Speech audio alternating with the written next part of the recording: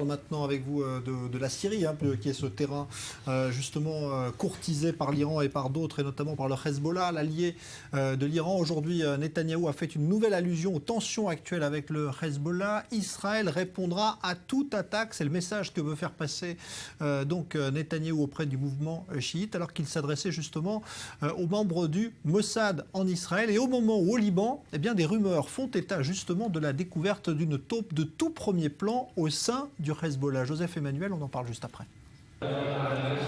C'est au plus haut niveau qu'Israël aurait infiltré le Hezbollah, Israël et peut-être aussi la CIA. L'information n'est pas encore confirmée par le mouvement islamiste chiite, mais un point est avéré, Mustapha Mournier a été mis aux arrêts.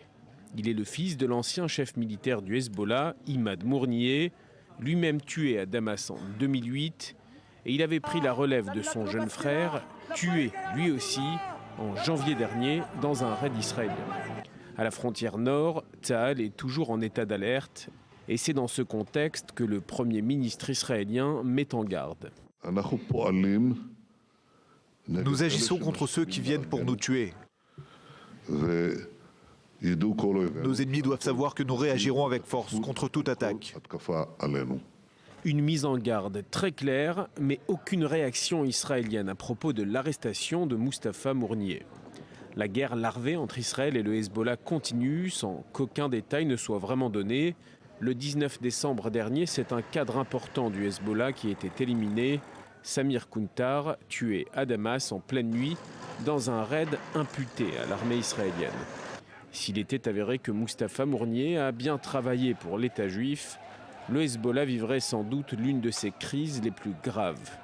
Le mouvement a plusieurs fois été frappé par Israël avant la guerre de l'été 2006.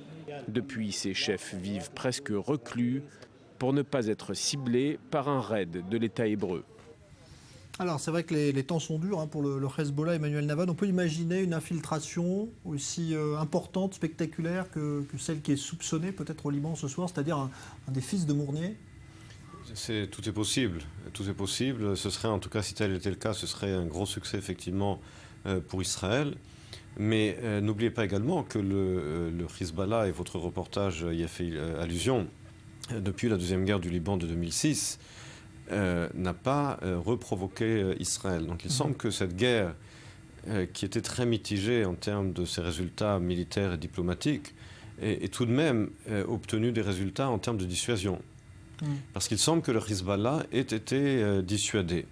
Alors qu'il fasse tout pour se réarmer, qu'il prépare le prochain round avec Israël, qu'il continue de bénéficier bien entendu du soutien de l'Iran, tout cela est vrai. Mais n'oubliez pas deux choses. D'abord, le soutien de Bachar Assad aujourd'hui n'est plus ce qu'il était, puisque Assad lui-même se bat pour sa vie.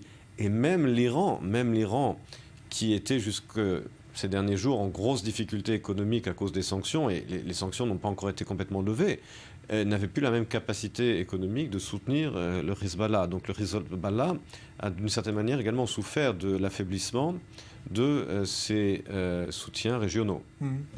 Affaibli économiquement aussi, le Hezbollah, parce qu'il est frappé lui-même par de très lourdes sanctions, notamment aux États-Unis.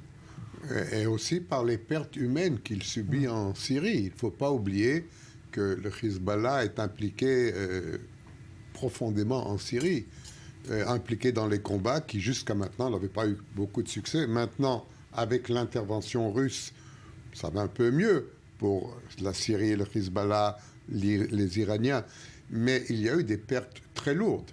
Et je crois que c'est cela qui permet à Israël d'agir en sachant que le Hezbollah n'est pas intéressé maintenant à une confrontation frontale et totale avec Israël.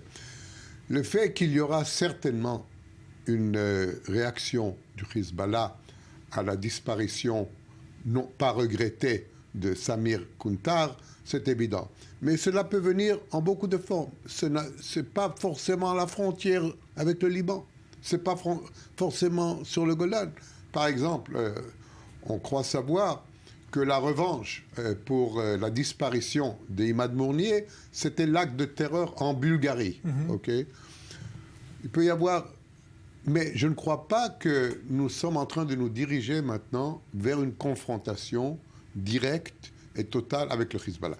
Mais des fois, il y a des erreurs de calcul. 2006, par exemple, était une erreur de calcul de Nasrallah. Il l'a dit après. Il a dit, si j'avais su que ça, c'était le résultat de cette attaque, je ne l'aurais jamais fait. Donc, il faut toujours être très prudent dans cette balance de force, dans cette balance de terreur entre nous et le Hezbollah. Il ne faut pas surtout faire l'erreur de penser que les autres sont trop affaiblis pour réagir. Peut-être pas totalement, mais réagir, je crois qu'il faut s'attendre à une réaction du Hezbollah. Je ne sais pas quand.